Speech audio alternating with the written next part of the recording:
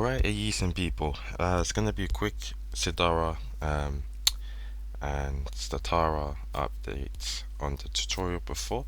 I thought it was easy before, but I will try and dumb it down just a bit more, so people try and get it, especially more so with the A380 clients, and subsequently soon when the A321 is out, it would save me probably more time. Okay, so when you have your using Sidara system, whether you got from the A350 or got from the A380, you only need one. That's the first step. Okay, insert it. You'll open here. You'll see something like the calculator. ILS runways is probably what's going to catch your eye. Open these. You can see in data. You've got this. You've got airports. Okay, so of course the first stage would be for you to realize that this probably won't work on your airport as it is. Why? Because it's actually developed or set up for my airports. Okay, so you probably gonna think now, okay, yes, I'm gonna have to work on my own one right now, which is true. Um, so of course the first thing is to realize that you need to set this up. Um, Now the first stage for you probably will be to decide to start um, editing the names here. So if if maybe your airport's abbreviation is, you know, LBN, okay, of course in caps. You can type LBM if you got your runway. I don't know, maybe 50, 50, 54R or 55R. Okay. When you go into properties, this connects to airports. Again, LBN, if this was your LBN, and it would connect to the actual, it would connect to the actual model here. Okay. So that's what you should remember. Great. Um, Now, of course, you won't see this in your model. This is just, I've gone ahead quickly with the tutorial. So I'll show you what that is for soon. So anyway, that's pretty much that. For the purpose, of course, of this, I will just leave this as AHA so that no one gets too confused, and I will put this back to the runway it was, which was 14R, I think. Great. Now, let's go and start our first step, which is important. So the first step of anything, once you've set up these, okay, and you set up the names, you set up the runway, okay, and you've made sure that you've connected whatever your runway is to its actual runway data file, then you can get started, okay. Um,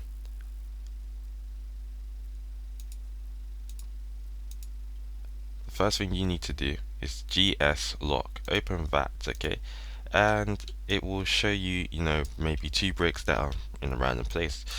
Grab the glide scope antenna, because it will be the easiest one to help you install actually the localizer and the glide scope. Position it in the center where possible, okay, and more importantly, make sure it touches the runway. If your runway is like a part or a mesh, it should be able to touch the runway and be able to take the runway's orientation. Okay, once you've done that, make sure that it's facing the front.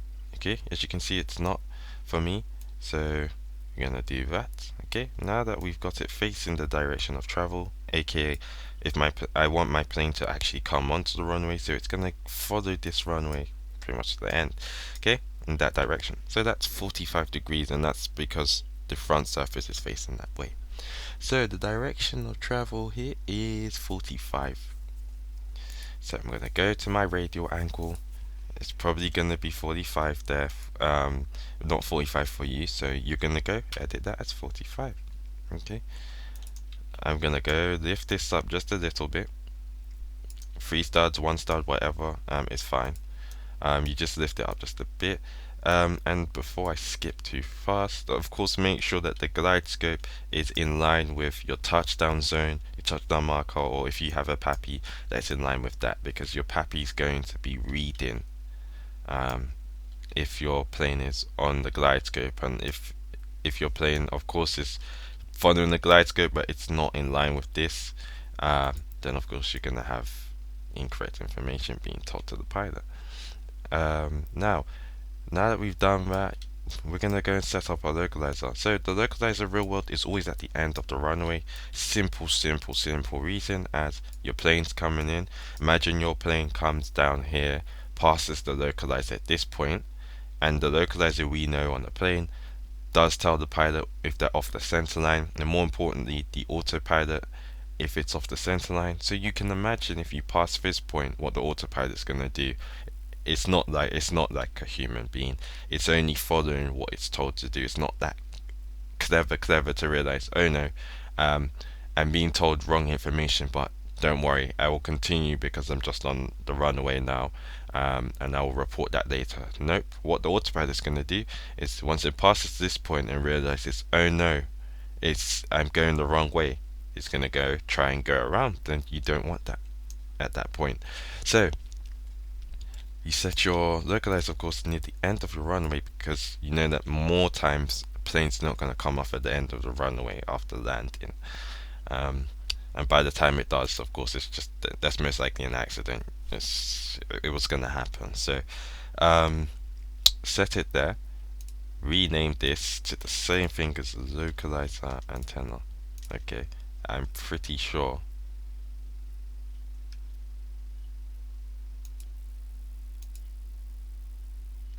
Oh, did I delete? Did I just delete my gyroscope antenna accidentally? Oh, I didn't even duplicate it. Oh dear. Let's move that back. What just happened there?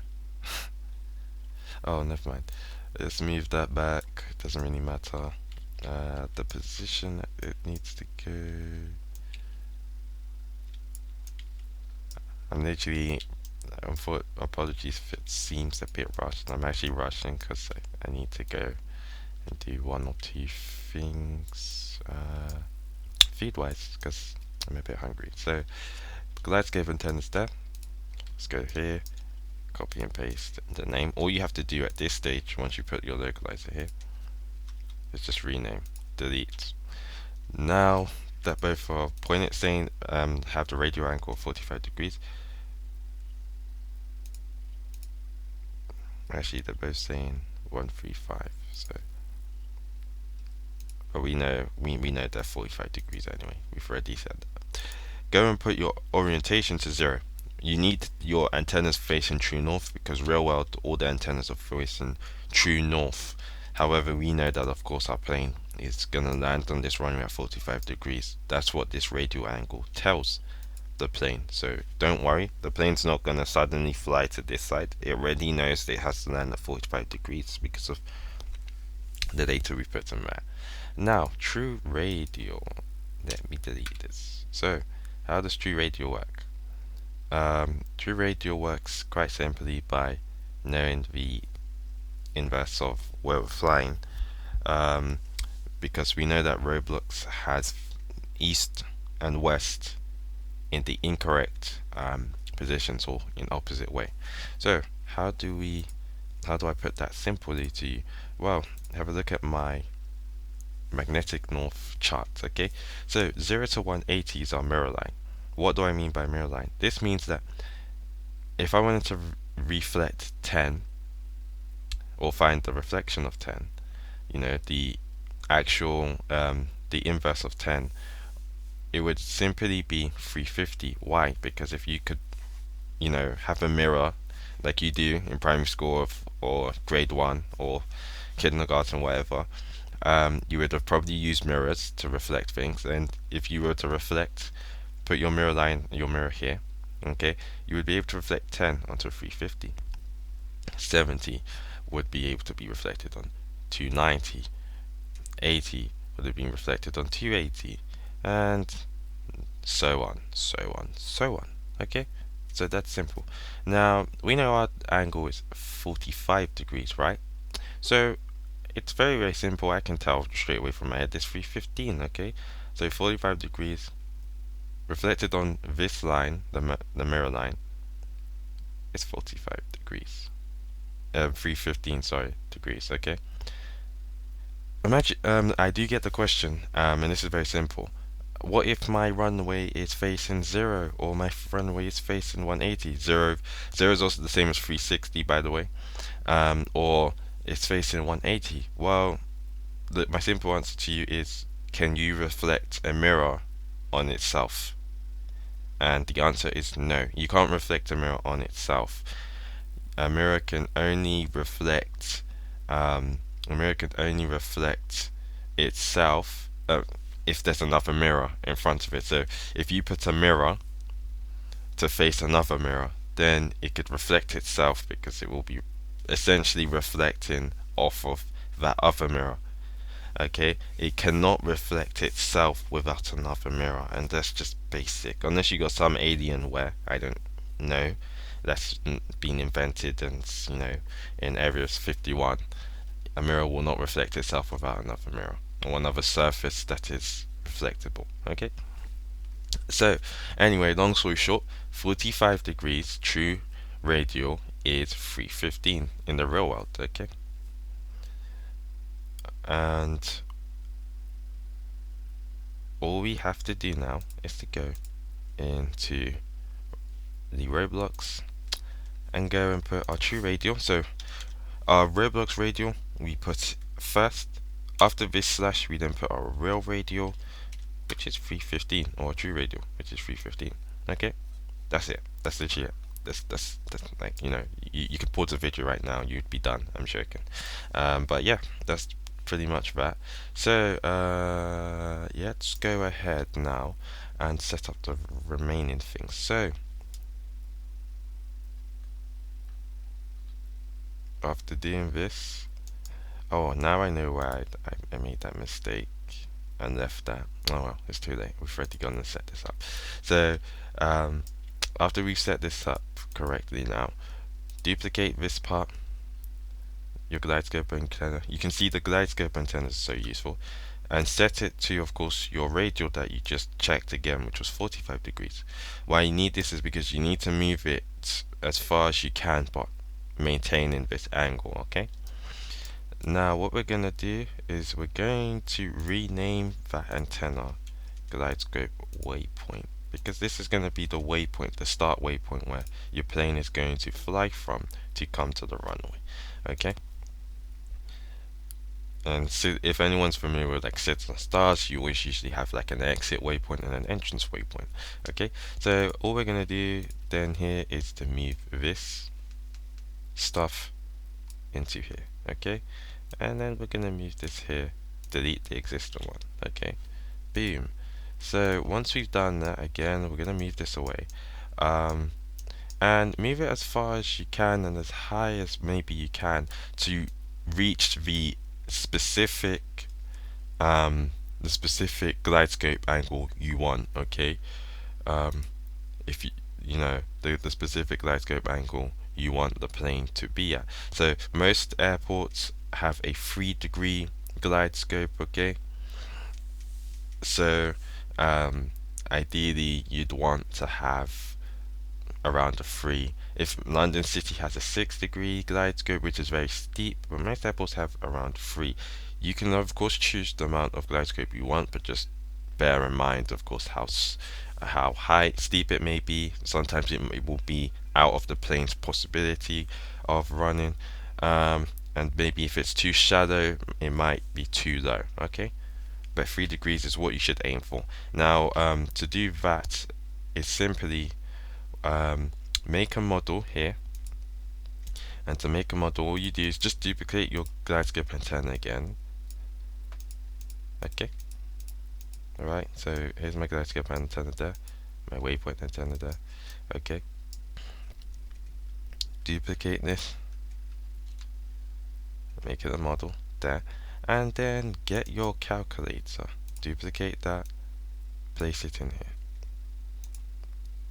and then remove that. Okay, and that's all you need to do. So what happens here is it will calculate for you these remaining stuff you need for this part. Okay, and that's pretty simple to do. So what we're gonna do now, so we're gonna go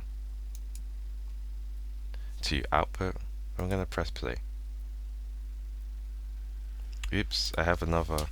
I just need to quickly go and turn off. As I said, have that model there. let's go and do it again so that we don't have two sets. So now we have the data we need here. I have so many stuff open here, so I'm gonna try and delete that there. And I've got so many errors as well. Anyway, so copy, literally, your important things here, ignore that for now. The important two things you really want to know for now is your studs, your feet, and your nautical mouse. Being that what will happen is when you copy and paste this to your notepad and you go and enter them, the next time you press play, it will calculate for you the glide scope for that current distance. And why that will be important for you to know is that once you've done the height and you've done the distance, if you come to find out that of course it's too shallow, your glide scope's not near 3, you'll move your distance a bit more, put your new distance in. If it's again not close, you keep on doing that until you've got pretty much the correct glide scope. So let's go and enter our distance in feet. Okay, so our distance in feet is here. Our nautical miles distance is here. I usually say to just round it up on that side of things. And your studs distance is here. And again, I say round this up to like so that you only got 3 decimal places there. Okay, the same here. Just make it like 3 decimal places. Boom. Okay. Now, of course, we just need to know our height. Our height, pretty much. We actually didn't put some height on this, so we're gonna go put some height. It's up there. The height is pretty much simple. All you need to do is know the height of the glide scope coming down. Okay, just find the height. When you know where the height is, your of course your runway, knowing where your runway is in terms of the height of your runway is important as well. So all you're gonna do is find the height here, which is 5,708. Take that height away from whatever this height is, and then go and input it. So I'm looking probably I'd run out to 6 and then say that this is about 5702. Okay, so I'm gonna go take this height in feet. Height in studs actually is 572. To find the height in feet, all I need to do is that 5702 times 0.92. 502 times 0.92, because one stud is 0.92 feet. Okay, so that's all you need to know. So when you times that, it gives me 5,000. So about, I'm going to round it up to, no, actually I can't round it up here, so I'm going to leave it as 5,245.84. Okay, go here, 0.84. I need to remove that away. Okay, once I've done that, all I need to do now is press play, and it will give me the actual glide scope for that. Okay, and my glide scope is a very high 7 degrees. Now, what can I do here? What could I simply do now? I could pretty much choose to lower the height of the brick. So at the moment, what's its height now? Let's have a look at that again. So its height is actually very high. That's 5,000 feet. So I could choose right now to go and lower the height of the brick. Where's my waypoint there? I could go choose to lower this to maybe, usually on approach you'd be about 1,700 to 2,000. So I'll leave it at 2,000. Okay. Now that I've changed my height again, go to my studs, let it know that I've changed it, put it there. And then of course my feet again is that stud number times 0.92. So gonna do that times 0.92.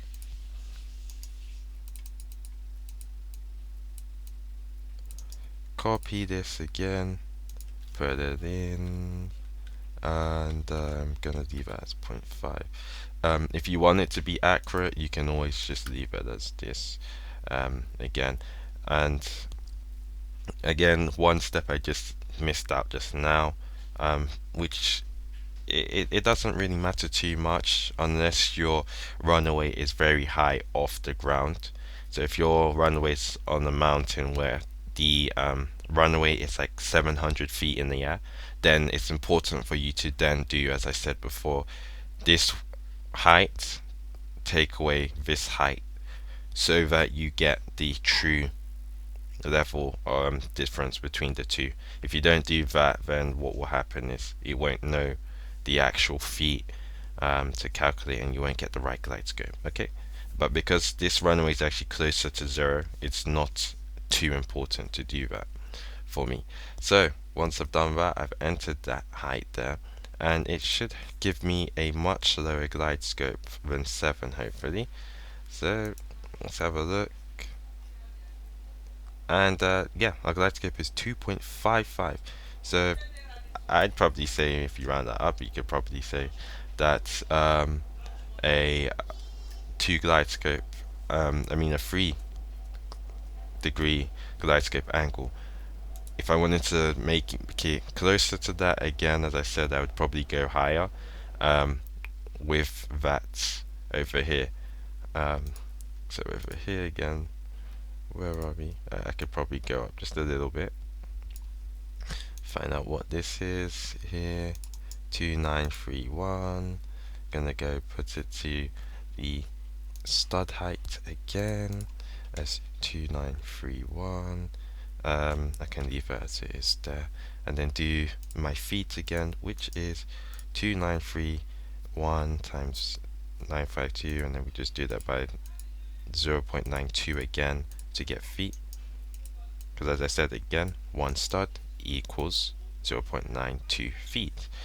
Okay, and then in my feet, this is where that's gonna be. Okay, once that's done, just have a look at that again. Let's just make sure that we've got that right.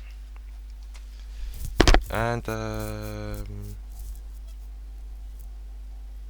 string divide. It looks like I put something wrong. I must have put something incorrect somewhere. 1 second. Either there's a symbol somewhere it shouldn't be. Oh, okay, yeah, clearly. Look at that. That's a big mistake. There we go. And we should get our glide scope there. Make sure you don't have any commas or anything, just have it as the normal number, but so that you don't get such errors. Okay, so our glide scope is 3.6. So this would be a 4-degree glide scope, which is fine. I'll take that.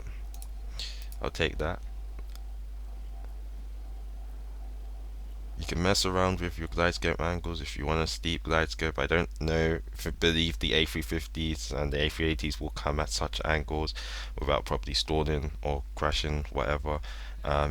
You should normal airliners will come between 3 to 4-degree glide scope. Okay, that's just the normal for most runways, except those in hilly areas or in city areas like London City. Okay, which is the most commonly known one.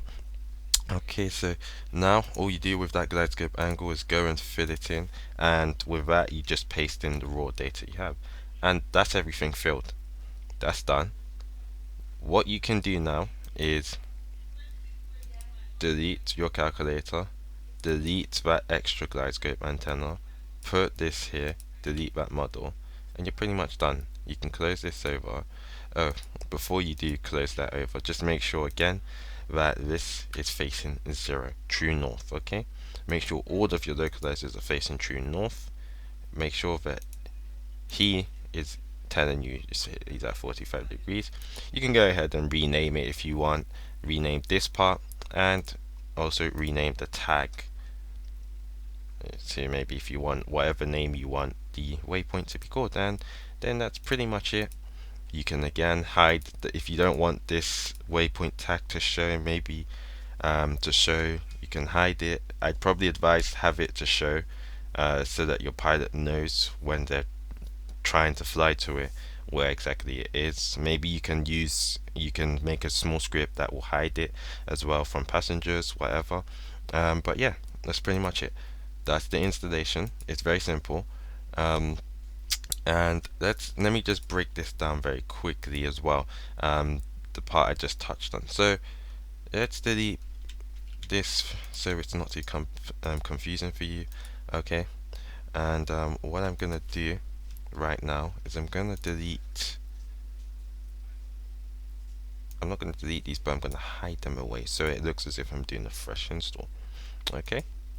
So when I'm making a new airport, okay, or whatever, I would duplicate the existing thing that was in the existing format that came, and I'm gonna name that, maybe say I'm making a new airport, okay. So I'm gonna name this KBOS, okay.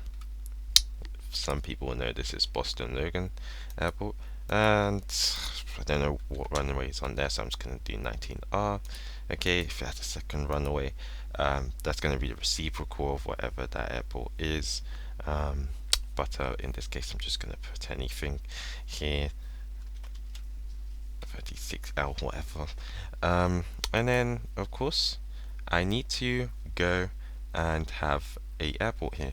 So again, taking this format from the existing template, okay, I'm gonna go rename this as KBoss. Now that I have a KBoss here, when I open it, I want to name this as my runway. It's gonna be my 19R runway, okay. Tell this the location of the 19R, and that's pretty much it.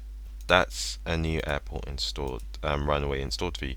Now if I wanted to do another runway, okay, which is the opposite runway for 36, all I do is do that, duplicate the existing one, and then connect it to this, and then I just go ahead and edit all the data in that second or that new runway, so that I have, you know, all the data for this. The same install method we've done at the start, you just repeat it again for any new runway and any different site, okay. If you've already set up a runway, so as you can see we set up this site, if you wanted to ever do the reciprocal of that runway, all you have to do is just do 180 plus 180 to whatever the actual heading was, okay, to whatever that heading was before. So we know ours was 45 degrees. So if I go onto this map again here, okay, this angle map here, we know that our runway was facing 45 degrees, so our plane would be flying this way on the runway, okay. Sorry, in between that, would be flying in between that, this direction, okay. So if I was to get a plane that would go the opposite way to land onto the runway, if I follow this, if I had the line, it would be easier. Follow it this way. You can tell that this is going to be 225. So if I do my opposite runway side now, okay, if I do my opposite runway side here now, then my opposite runway side would be a true angle of 225 slash, remember we need to also note that again Roblox has opposite sides, so has east and west, sorry, in the incorrect position. So all we need to do is find where's 225 here. 225 is there, so 225 reflected should be 135, okay. And so this is gonna be 225 135. Now how do I know that that is probably the case? Well, we don't need to use 0 to find this again. All we need to do is use 180. So if we know that 225 is basically 45 degrees of 180. Then we need to just find what is 45 degrees of 180 to the east, okay? And simply, that's just, as you can see, 135, because we do 135 plus 45. If you simply know that 130 plus 140 is 170, then you just add the remaining 5 plus 5, which is 10, and you get 180. That's just simple maths. If never get confused whenever you do maths, never get confused with a number here. Break it down to the simplest tens that you know. So, 130 and 140. 130 and 40 is simply just going to give you your 70, and then your 5 plus 5 is 10, 180. Quick maths. You do that for anything there. Zeros is the easiest addition for most people. Is where most people maybe get confused with. Now there's, oh no, there's something not zero there. It's really simple when you break it down. Okay, you can do it in your tens and then go down straight to your fives and your ones, whatever. Okay, so that's the installation. If you somehow are still confused, I mean, you can always drop a message in the specific chat, and someone probably will help you. I will probably go and like say to you, did you watch the video? Did you really watch it? But yeah, this should help you if you watch this. It's about like 31 minutes, so I do understand people's retention spans in terms of waiting to get information might be too long. But what I will do is I will ask people who are installing the video to leave some highlights in the comments, so that people who need to know specific points can just click them. Okay, thanks.